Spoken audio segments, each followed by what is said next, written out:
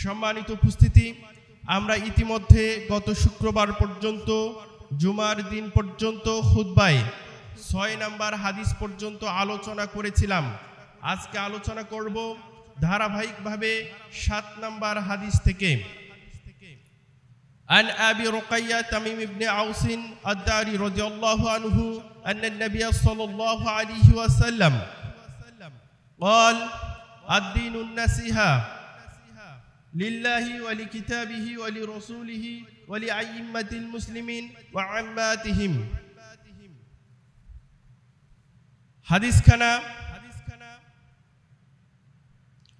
মুসলিমে রয়েছে 55 নম্বরে এবং তো হাদিস নাসাইতে 4200 নম্বরে রয়েছে, তিরমিজিতে 1926 নম্বরে রয়েছে, আবু দাউদে 4944 নম্বরে রয়েছে এবং মিশকাতে 4966 নম্বরে রয়েছে।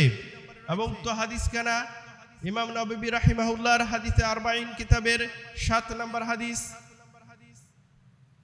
তামিম আদ-দারি রাদিয়াল্লাহু আনহু তার থেকে বর্ণিত একটি মাত্র হাদিস, সেই হাদিসখানা হচ্ছে এই হাদিসটি। নাসিহা শব্দ দ্বারা বলা হলো যে আদ-দীনুন নাসিহা, অর্থাৎ নাসিহাই হচ্ছে দিন। তাহলে যদি আমাদেরকে বলা হয় আপনাদের দিন কি, আমাদের দিন হচ্ছে ইসলাম। আমরা কোন ধর্ম পালন করি? ইসলাম ধর্ম পালন করি। কিন্তু সেখানে আমাদের দিন ইসলাম এবং আমাদের দিন কি? নাসিহাই হচ্ছে দিন। তাহলে ইসলামের সঙ্গে নাসিহার অতপ্রতভাবে সম্পর্ক জড়িত রয়েছে। তার মানে ব্যাপক অর্থবোধক একটি শব্দ। কিন্তু নাসিহা শব্দটি কাদের কাদের সঙ্গে তুলনা হলো?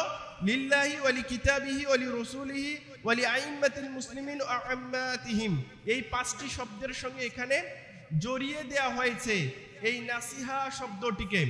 প্রথমত আমরা জানব নাসিহা শব্দটির অর্থ কি।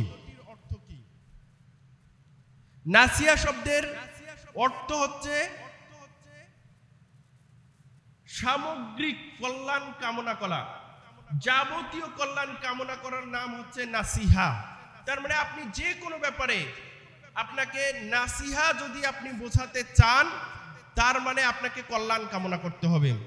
আমরা জানি যে নাসিহা শব্দের একটি অর্থ হচ্ছে উপদেশ দেয়া। উপদেশ যাকে দেয়া হবে তার জন্য দোয়া করা, তার মনোযোগকে নিয়ন্ত্রণ করা। নাসিহা শব্দের অর্থ হচ্ছে এটি। তার মানে আপনি একজনের জন্য নাসিহা করলেন, একটা ছেলেকে বললেন যে তুমি প্রেম করে বেড়াও, তোমার এটি ঠিক নয়, তুমি চুরি করো, এটি তোমার ঠিক নয়, তুমি সন্ত্রাসী করো, এটি তোমার ঠিক নয়।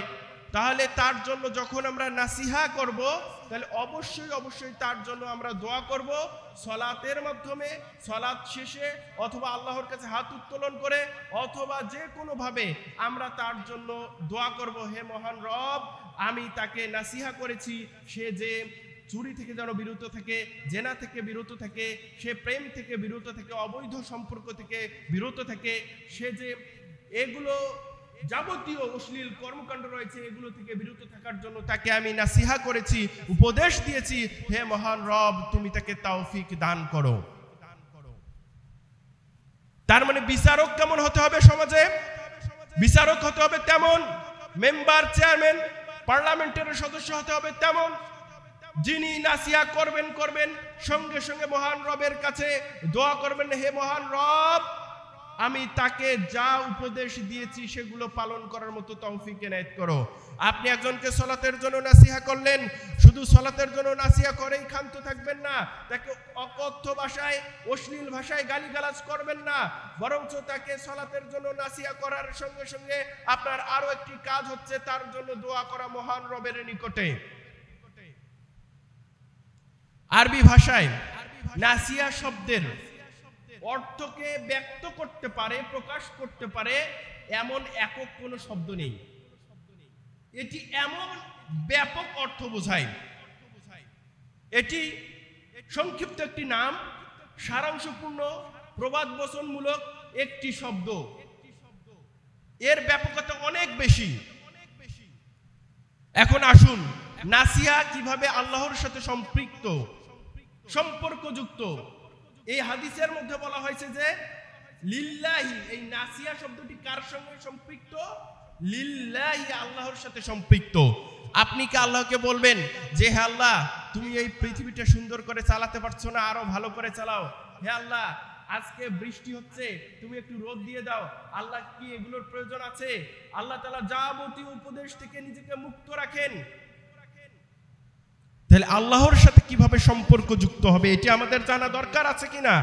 আছে, দরকার।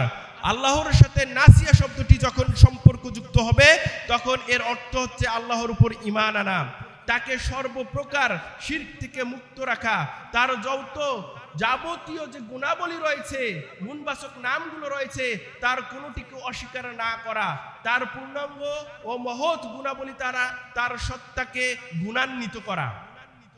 আল্লাহ যা আদেশ করেছেন সেগুলো মেনে চলা, যা নিষেধ করেছেন সেগুলো পরিহার করা। কারোর সাথে সম্পর্ক স্থাপন করা সেটাও আল্লাহর সন্তুষ্টির জন্য, কারোর সাথে সম্পর্ক ছেদ করা সেটাও আল্লাহর সন্তুষ্টির জন্য।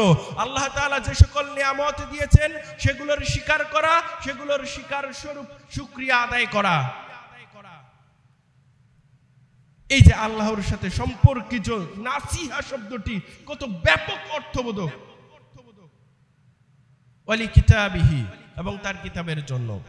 এই নাসিয়া শব্দটি যখন কোরআনুল কারীম বা আসমানি কিতাবের সঙ্গে সম্পর্কযুক্ত হবে, বর্তমানে যে আসমানি কিতাব আমাদের জন্য রয়েছে সেটি হচ্ছে কোরআনুল কারীম।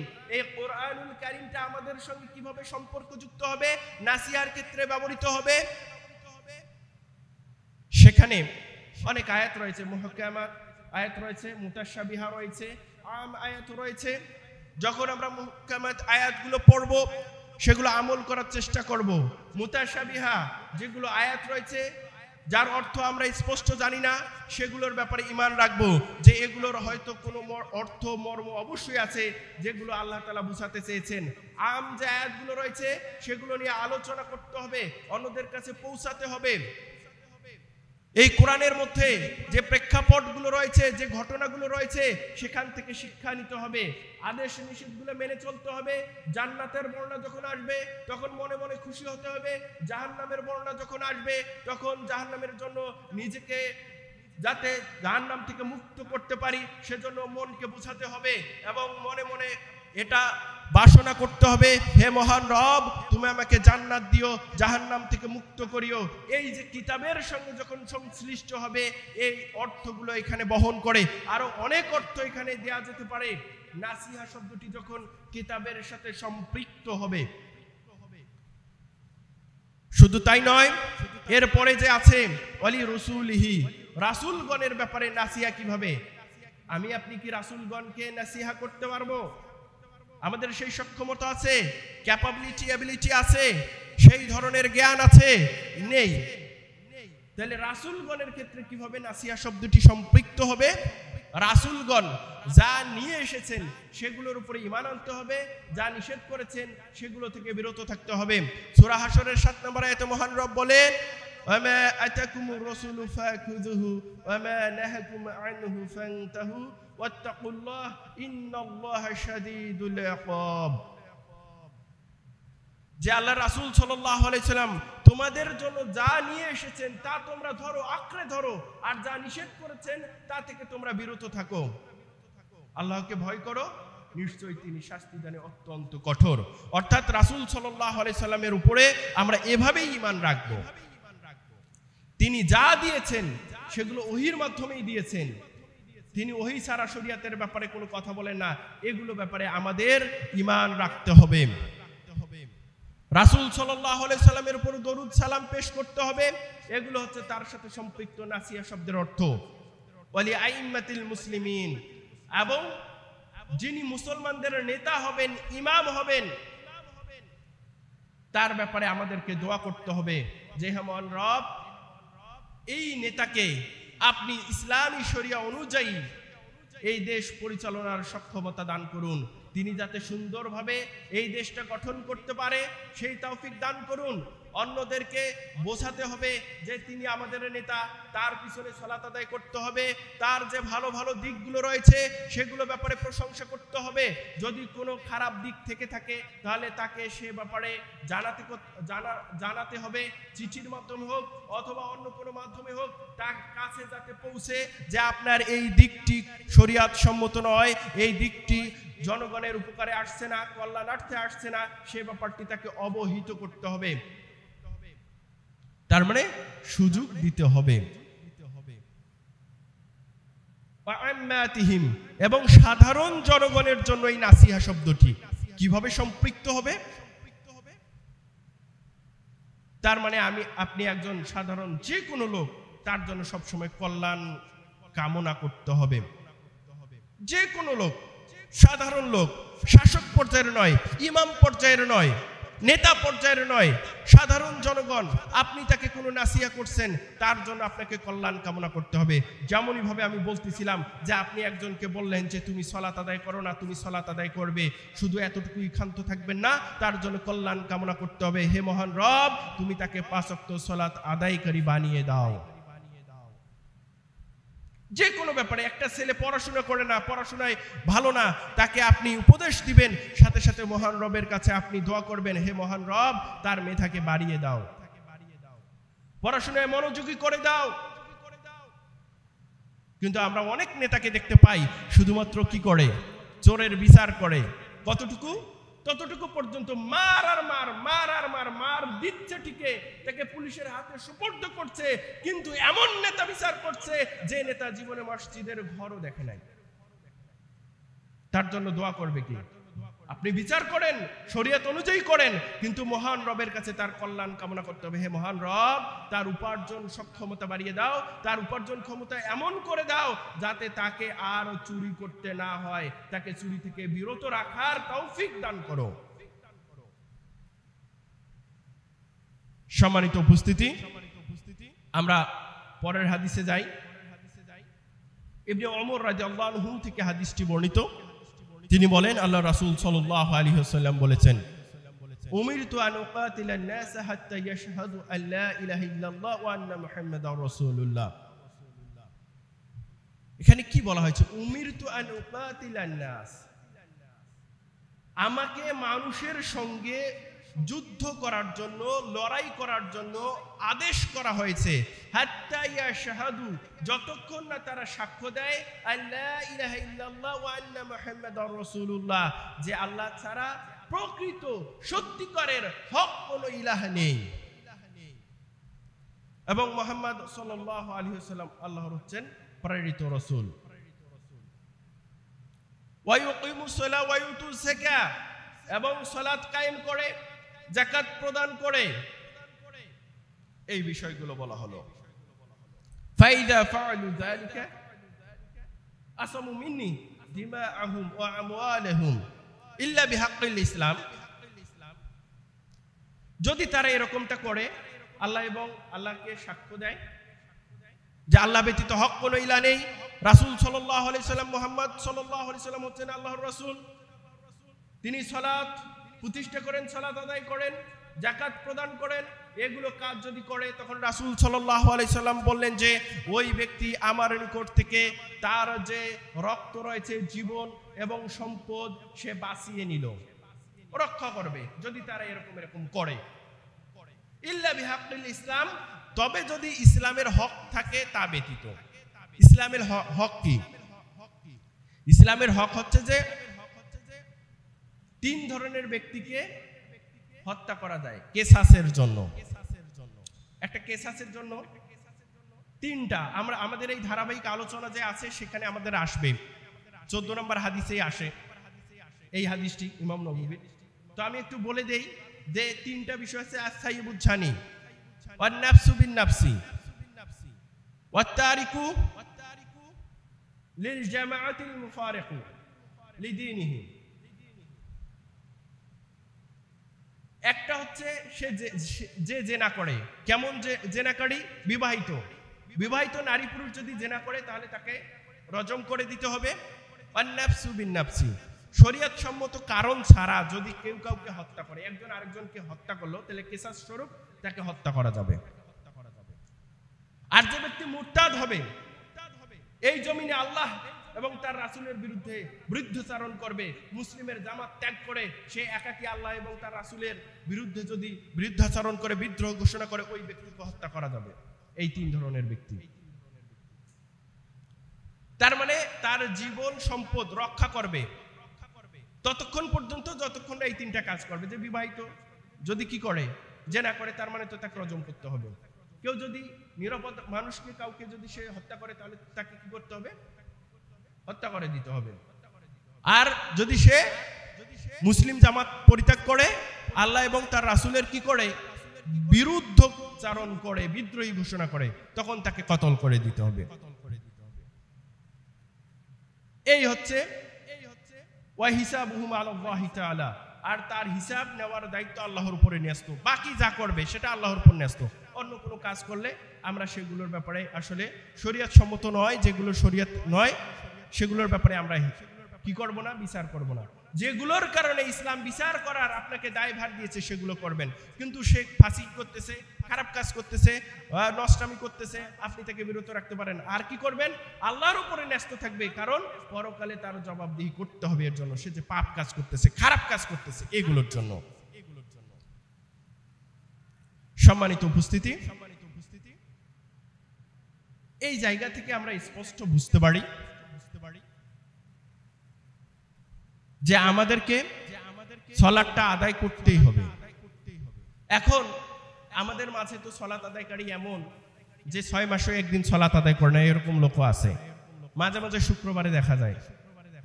আবার এরকম লোকও আছে 2 শুক্রবার গ্যাপ দিয়ে আর 1 শুক্রবার আসে না? তাহলে কোন কথা বলা হয়েছে? শুধু কি একটা সাক্ষ্যর ব্যাপারে বলা হয়েছে? না, ওয়ায়ুকিমুস সালাহ ওয়ায়ুতুজ যাকাত, আবার সালাত আদায় করেন, কিন্তু যাকাত ফরজ হয়েছে মালের, অর্থের, এই যাকাত প্রদান করেন না।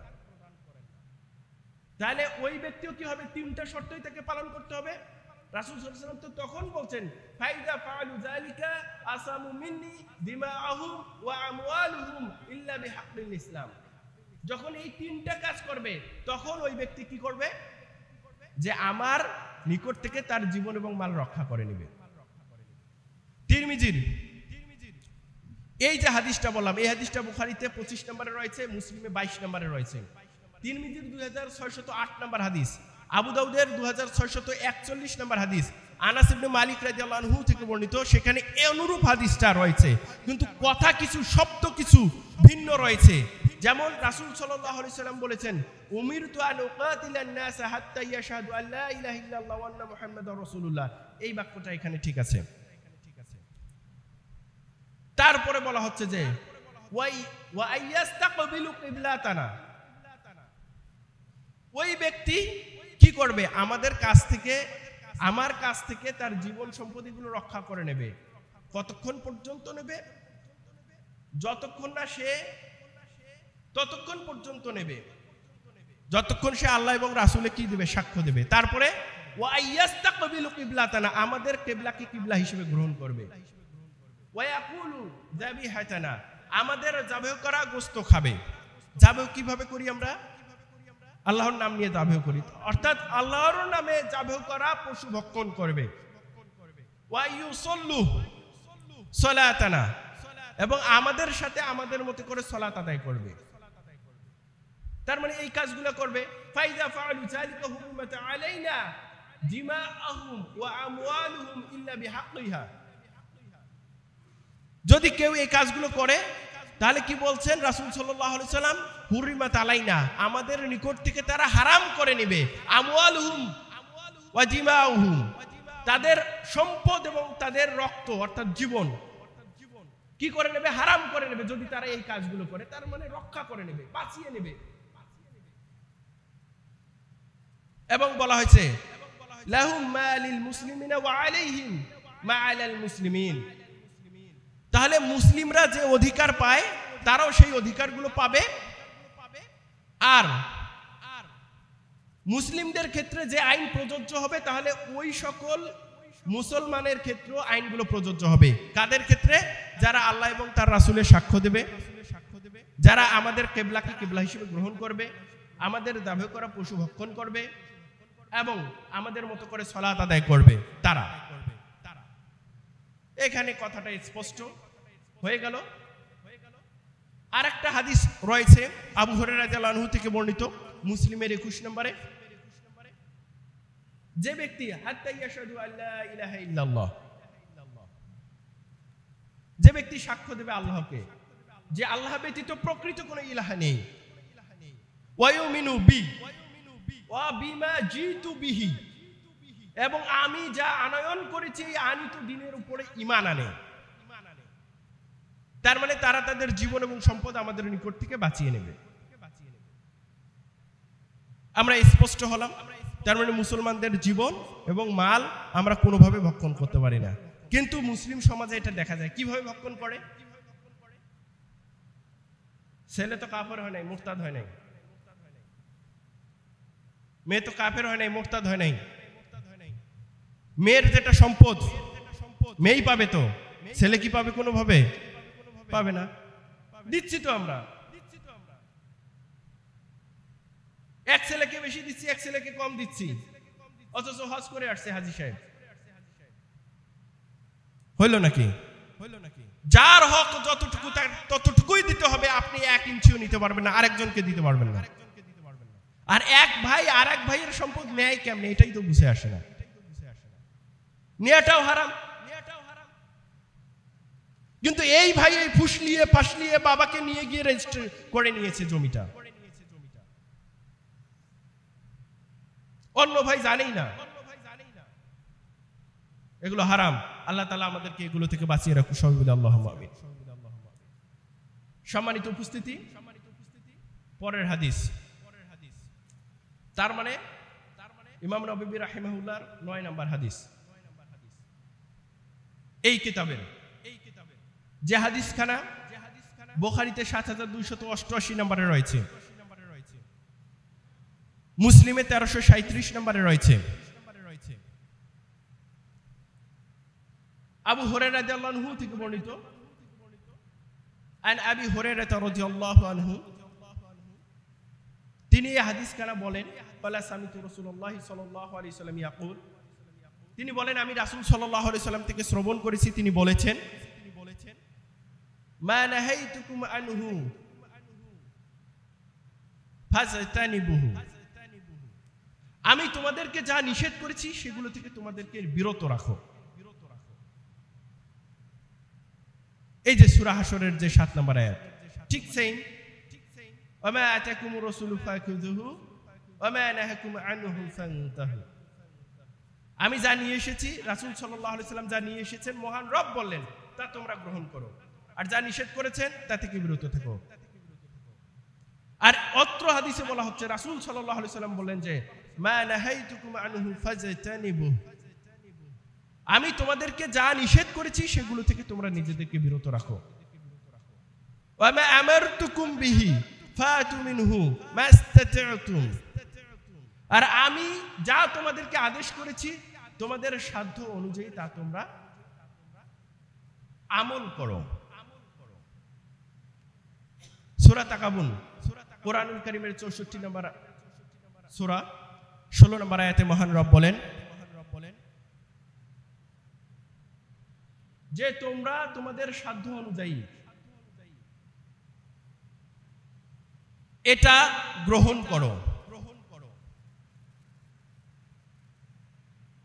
আল্লাহর যে বিধিবিধান রয়েছে সেগুলো পালন করো। আল্লাহকে ভয় করতে হবে সেভাবে সূরা ইমরানের 102 নম্বর আয়াতে বলা হয়েছে, ইয়া আইয়ুহাল্লাযীনা আমানু তাকুল্লাহ হাক্কা তুকাতিহি, হে ঈমানদারগণ তোমরা আল্লাহকে ভয় করো। কেমন ভয় করো? ভয় করার মতো ভয় করো। ওয়ালা তামুতুন্না ইল্লা ওয়া আনতুম মুসলিমুন, আর শুনে রাখো তোমরা মুসলিম না হওয়া পর্যন্ত মৃত্যুবরণ করো না। নিজেদেরকে আত্মসমর্পণ করে দাও। মহান রব যে বিধান দিয়েছেন তার নিকটে। ওয়ালা তামুতুন্না ইল্লা ওয়া আনতুম মুসলিমুন। মহান রব সাবধান করে বলছেন, তোমরা মৃত্যুবরণ করিও না মুসলিম না হওয়া পর্যন্ত। মুসলিম কি সেটাই হওয়া যে বাবার আইডেন্টি কার্ডে লেখা রয়েছে ধর্ম ইসলাম, সেভাবে জন্মগ্রহণ করেছি মুসলিম পরিবারে, আমিও মুসলিম? মুসলিম কি সেটার পরিচয়? না, মুসলিমের পরিচয় বহন হচ্ছে যে আল্লাহ এবং তার রাসূল যে বিধান আমাদের জন্য দিয়েছেন তার নিকটে আমাদেরকে আত্মসমর্পণ করতে হবে। মুসলিম মানে কি? আত্মসমর্পণকারী। আপনার নিজের কোনো ইচ্ছা থাকবে না, আপনি মনে করতেছেন যে এই জিনিসটি ভালো, কিন্তু শরীয়ত আপনাকে নিষেধ করেছেন, আপনি এটি করতে পারবেন না। আর কোন বিষয় যদি আপনার কাছে খারাপও লাগে কিন্তু শরীয়ত আপনাকে সেটা দিয়েছেন, আপনি সেটার ক্ষেত্রে নাক ছিটকাতে পারবেন না, কারণ আপনার ইচ্ছা অনুসারে ইসলাম ধর্ম চলে না, শরীয়ত চলে না। তবে শরীয়ত প্রণয়ন করা হয়েছে মানুষের উপকারার্থেই, আমাদের কল্যাণের জন্যই শরীয়ত প্রণয়ন করা হয়েছে। আপনার ব্যক্তিগতভাবে সেই জিনিসটিকে খারাপ লাগতে পারে, কিন্তু সামগ্রিকভাবে সেখানে কল্যাণ নিহিত আছে। যেমন আপনি বলতে পারেন আপনি ধান শুকাতে দিয়েছেন, বৃষ্টি আসলো হঠাৎ করে, আপনার কাছে মনে হলো এখন বৃষ্টি না দিলে কি হতো না, কিন্তু এই বৃষ্টির জন্য কত চাষি আল্লাহর কাছে প্রার্থনা করেছে, হে মহান রব তুমি আকাশ থেকে বৃষ্টি বর্ষণ করো, এই বৃষ্টি থেকে আমার চাষাবাদ হবে। তো আপনার একার জন্য কোথায় কল্যাণ রয়েছে এটা আমাদের থেকে আমাদের রব অনেক ভালো জানেন।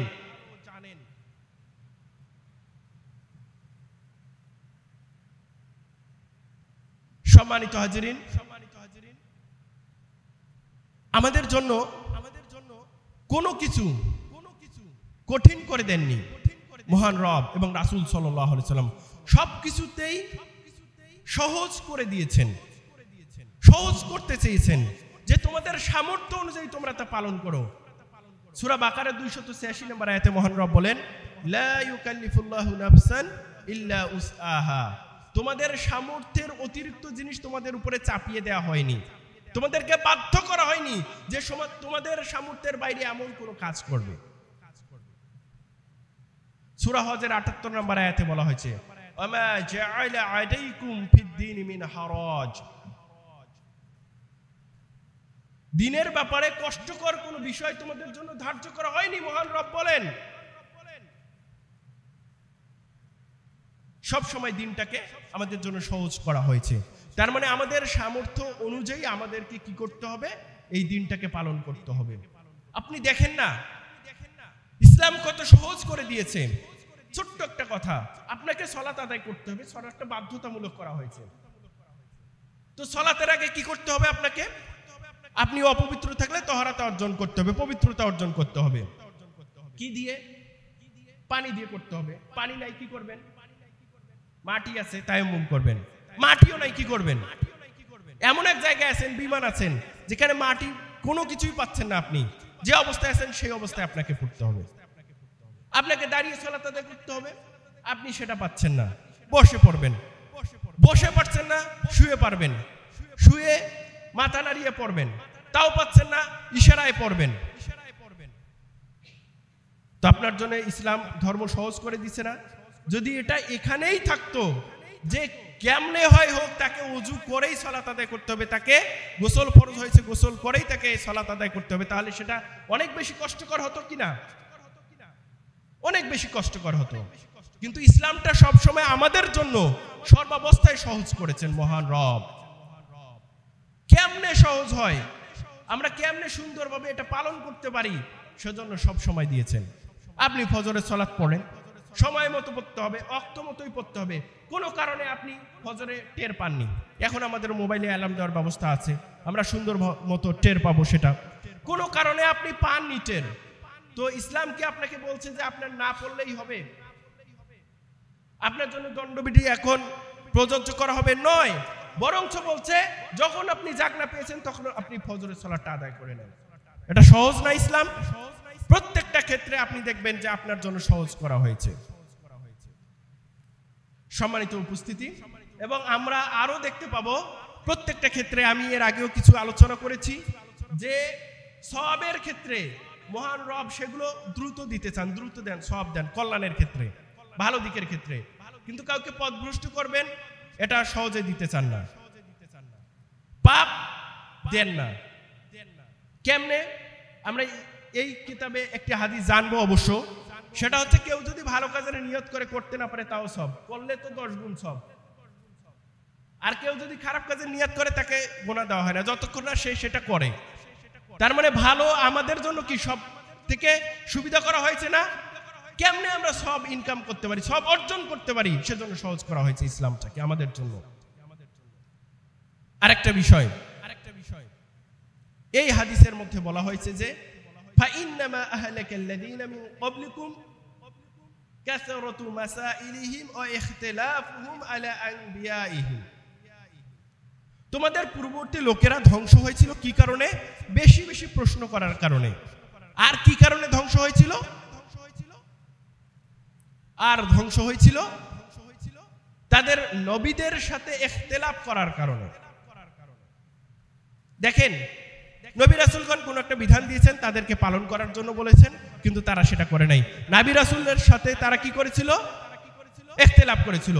আদ জাতি, সামুদ জাতি, আপনি যত বড় বড় জাতির কথা বলেন না কেন, যাদেরকে ধ্বংস করা হয়েছিল তারা রাসূলগণের বিরোধিতা করেছিল, তাদের সঙ্গে মতানৈক্য করেছিল। এই নবী রাসূলের কথা অনুযায়ী চললে তাদের এই ধ্বংস হতো না। এই যে প্রশ্ন করার ক্ষেত্রে আপনারা দেখবেন মুসা আলাইহিস সালাম, সূরা বাকারার 67 নম্বর আয়াত থেকে পরে এই ঘটনাগুলো আছে, আপনারা জানেন। একটা গরু কোরবানির কথা বলা হয়েছিল না, যে ইন্নাল্লাহা ইয়ামুরুকুম আন তাযবাহু বাকারা, যে নিশ্চয় মহান রব তোমাদেরকে বাকারা একটা গাভী কোরবান করার জন্য নির্দেশ প্রদান করছেন। ঘটনা জানেন, সময় স্বল্পতা আছে। তো তারা কি করতেছিল বলেন তো? প্রশ্ন করতেছিল। কাসরাতু মাসাইলিহিম, বেশি বেশি প্রশ্ন করতেন। এই গরুটার বয়স কেমন হবে, রং কেমন হবে, চাষাবাদ করছে কিনা, কি কি সমস্যা, যত প্রশ্ন তত উত্তর আসবে। এরকম অনেক ক্ষেত্রে রাসূল সাল্লাল্লাহু আলাইহি সাল্লামকে বেশি প্রশ্ন করলে উনি রাগান্বিত হতেন। বেশি প্রশ্ন করলে বেশি মাসালা হবে, যখন বেশি মাসালা হবে তখন তো সমস্যা কষ্টকর হবে। এক সাহাবা, এরকম একটা ঘটনা বলি, এক সাহাবা হজের ব্যাপারে রাসূল সাল্লাল্লাহু আলাইহি সাল্লাম বলছেন যে তোমাদের জন্য হজ ফরজ করা হয়েছে। তাই এক সাহাবা 3 বার প্রশ্ন করছে প্রত্যেক বছরে, 3 বারেই রাসূল সাল্লাল্লাহু আলাইহি সাল্লাম চুপ ছিলেন। যদি রাসূল সাল্লাল্লাহু আলাইহি সাল্লাম তারপরে বললেন যে আমি যদি হ্যাঁ বলে দিতাম তাহলে তোমাদের প্রত্যেকের জন্য প্রত্যেক বছরে হজ করা ফরজ হয়ে যেত, তখন তোমাদের জন্য এটা কষ্ট হতো। তাহলে বেশি প্রশ্ন করলে কি কষ্ট হবে না? আপনি একটা বিষয় নিয়ে অনেক পেঁচাতে পারেন, হুজুরকে প্রশ্ন করলেন, হুজুর এটা কি, এটা কি, এটা কি, এটা কি, এটা কি, প্রশ্ন করতে করতে সারা জীবন ওর পেছনে কেন কি কারণে প্রশ্ন সারা জীবন করা যাবে। অতএব আপনি সুন্দর মতো আপনাকে বুঝিয়েছে, আপনি এটা করেন, ওইটাই করেন। আপনাকে বলছে ভাই তুমি নামাজ পড়ো, তো তুমি কেন বললে যে আমি নামাজ না পড়ি অমুকের চেয়ে তাও ভালো আছে, ওই নামাজ পড়ে তো কি হয়েছে, ওই ঘুষ খায়, সুদ খায়, এই কথা বলতে বলা হয়েছে? নামাজ না পড়লে ঈমান ঠিক আছে, এই উত্তর তো আপনাকে দিতে বলা হয়নি। যতটুকু বলেছি সত্য সুন্দর কল্যাণকর মহান রব আমাকে সকলকেই আমল করার তৌফিক দান করুক। সুবহানাকাল্লাহুম্মা ওয়া বিহামদিক আশহাদু আল্লা ইলাহা ইল্লা আনতা আস্তাগফিরুকা ওয়া আতুবু ইলাইক।